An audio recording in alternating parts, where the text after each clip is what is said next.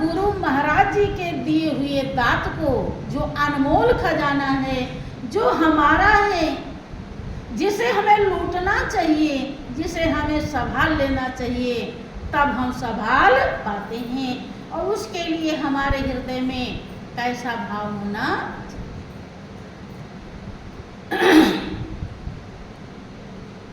कि मेरे गुरुदेव करुणा सिंधु करुणा कीजिए,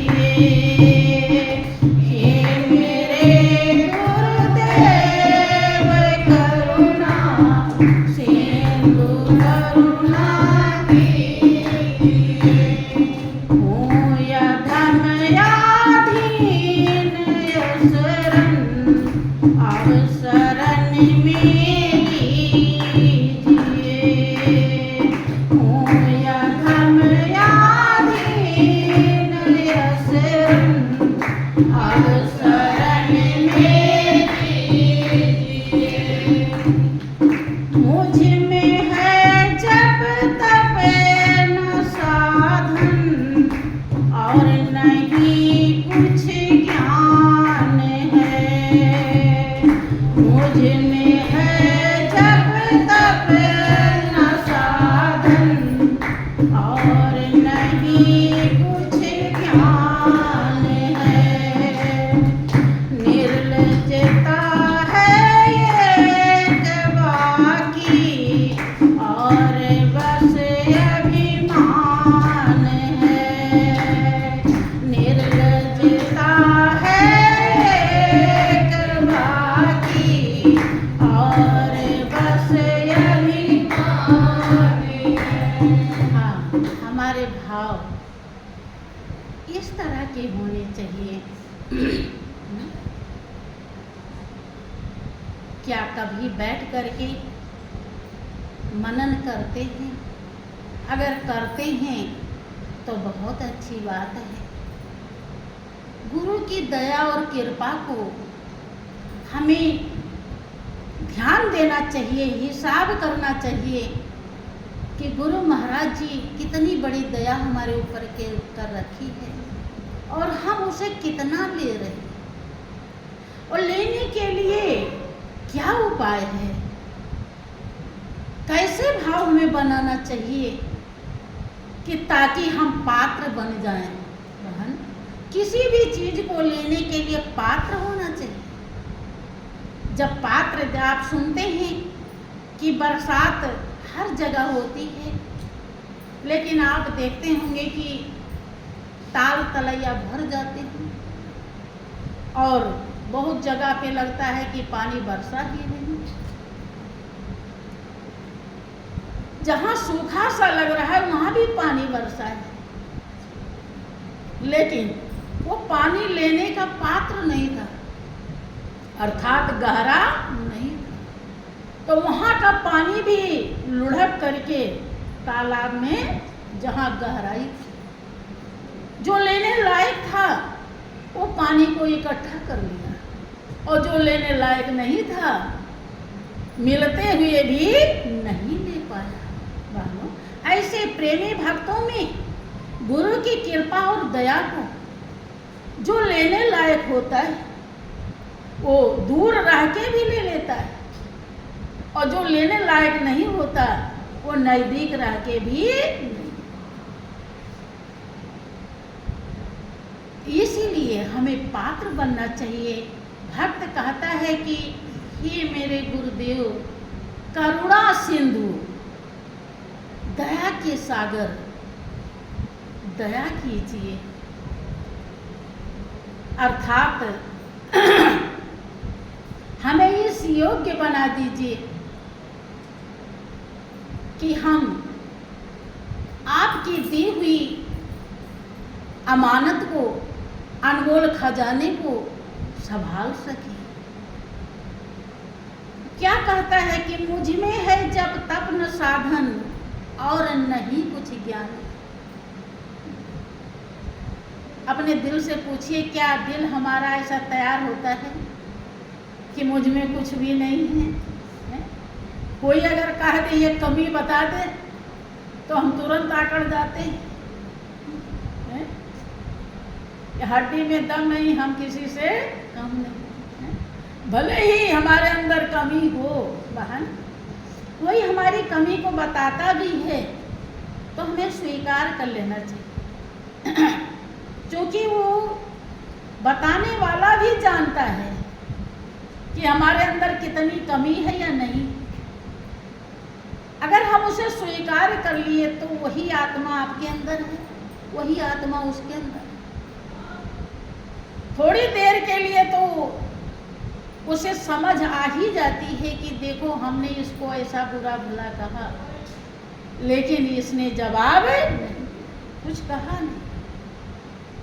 और हम कैसे हैं कि इतनी कमियां भरी है और फिर भी हम कहते हैं कि हमारे अंदर नहीं है, दूसरे को पूरा कह रहे हैं। एक दिन ऐसा आता है कि वो बिगड़ा हुआ भी सुधर जाता है, लेकिन अगर वो एक कहता है हम उसे 4 कहते हैं, तब वो कभी भी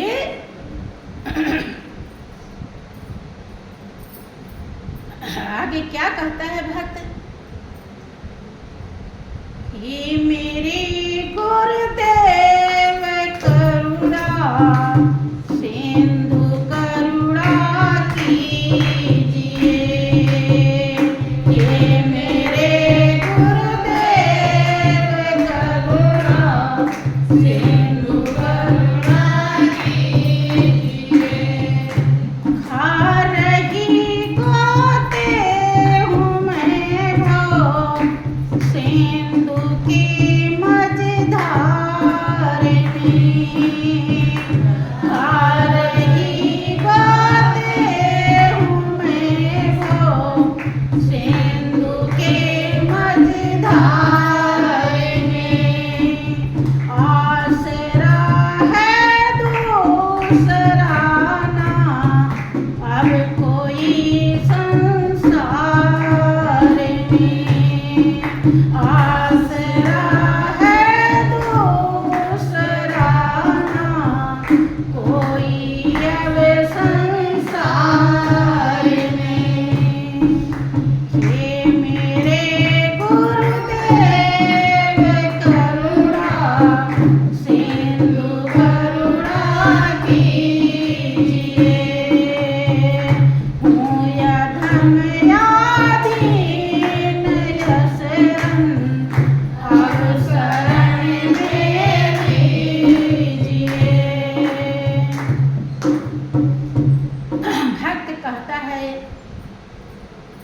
कि खा रहा गोते हूँ मैं भव सिंधु के मझधार में, कि हे गुरुदेव समुद्र के समान अथाह दुख है,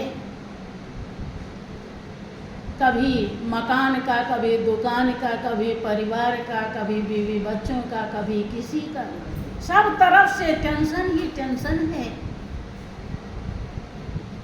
इस दुख से मैं कैसे बचूं? समुद्र के समान अथाह दुख में मैं डूब रहा और कोई दूसरा सहारा नहीं। अर्थात मैं ये नहीं सोचता हूं कि मेरे कलेक्टर या जज बेटा है, सर्विस होल्डर भाई, बहुत बड़ा हमारा मकान है, बहुत जायदाद है, ये सबका हमने आसरा सहारा नहीं लिया है, किसी चीज का सहारा नहीं लिया, किसी व्यक्ति वस्तु का। ये गुरुदेव केवल केवल आपका सहारा, आप दूसरा कोई भी सहारा संसार में नहीं। देखिए, गौर कीजिए कि कब गुरु की कृपा और दया के हम पात्र बनते हैं, जब पूरी तरह समझ लेते हैं कि कोई हमारा मदद भवसागर में नहीं कर सकता, मदद कर सकते हैं तो केवल केवल केवल गुरुदेव। भाव आता है बहन, तब हम गुरु की कृपा और दया के पात्र बन जाते हैं।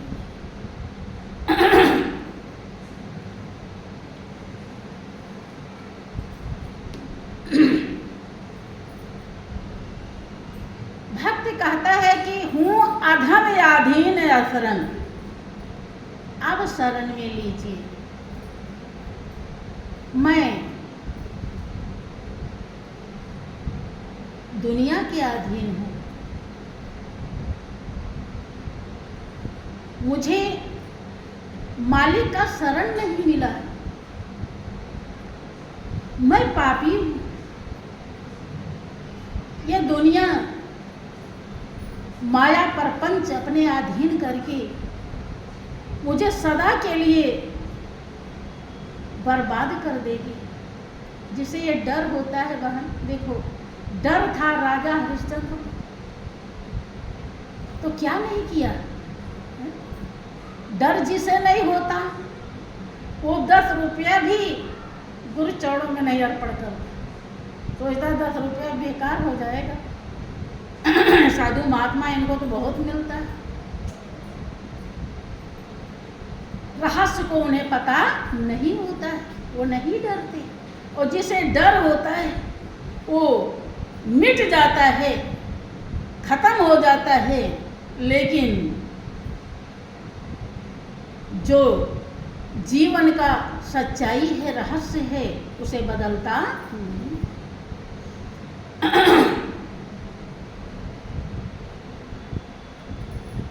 क्या कहते हैं फिर आगे कि मेरे गुरुदेव करुणा सिंधु करुणा कीजिए, ये मेरे गुरुदेव करुणा सिंधु करुणा कीजिए।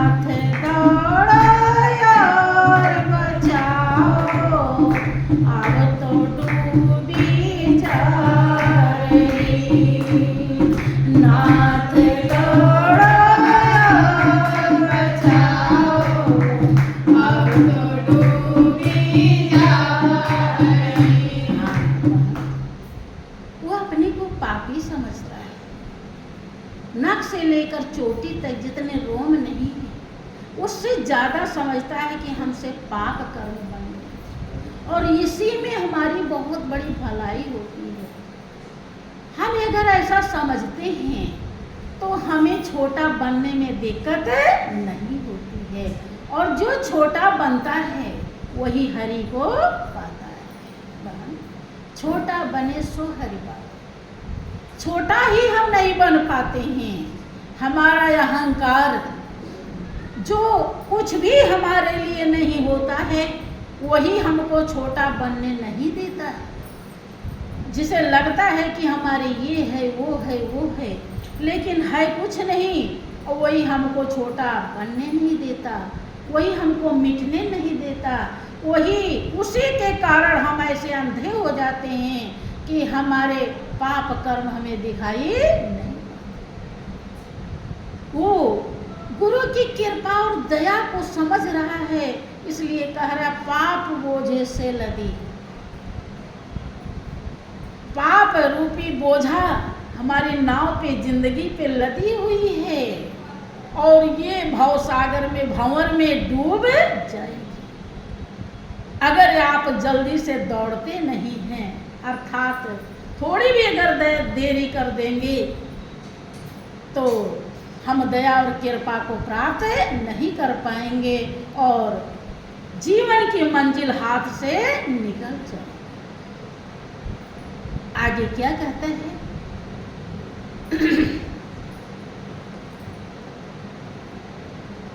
आप भी यदि सुधि न लेंगे फिर कहाँ जाऊंगी मैं।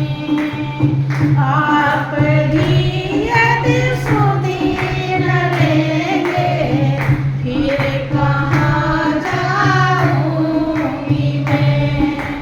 जन्म दुख से नाव कैसे पार कर पाऊंगी मैं। जन्म दुख से नाव कैसे पार कर पाऊंगी मैं। अगर आप ही तो एक दयालु हैं, निस्वार्थ प्रेम करने वाले बहनों, वास्तव में अगर आज तक ऐसा ना समझ पाई हो तो समझ लेना।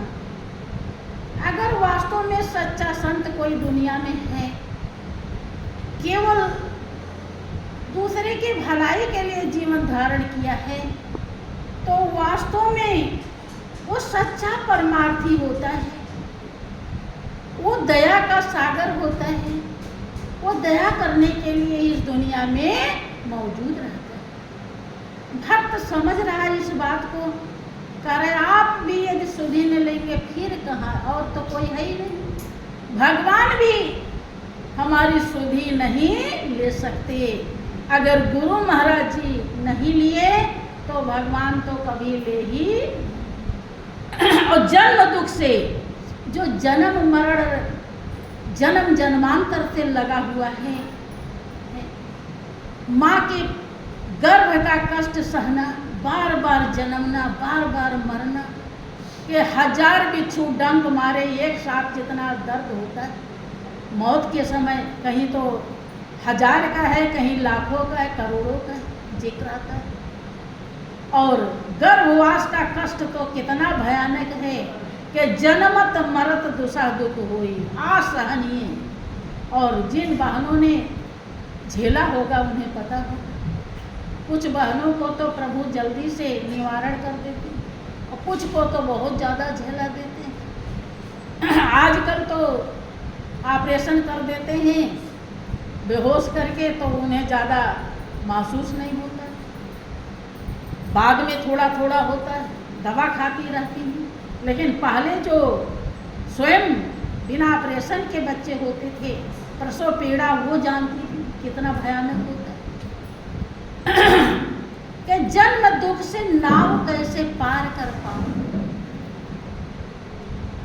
आगे गुरु चरणों में अपने जीवन को अर्पण कर देता है। क्या कहते हैं? हर जगह मंजिल भटक कर ली शरण है आपकी। हर जगह मंजिल भटक कर ली शरण है आपकी।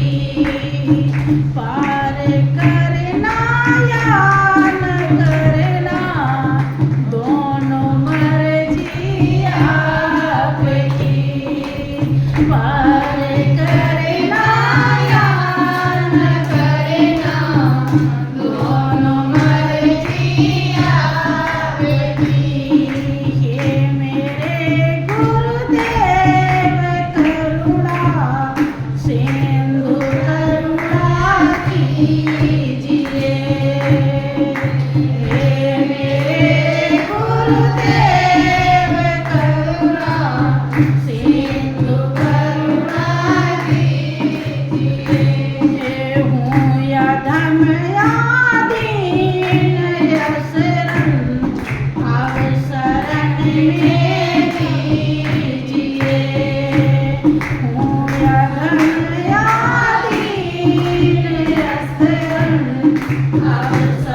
प्रिय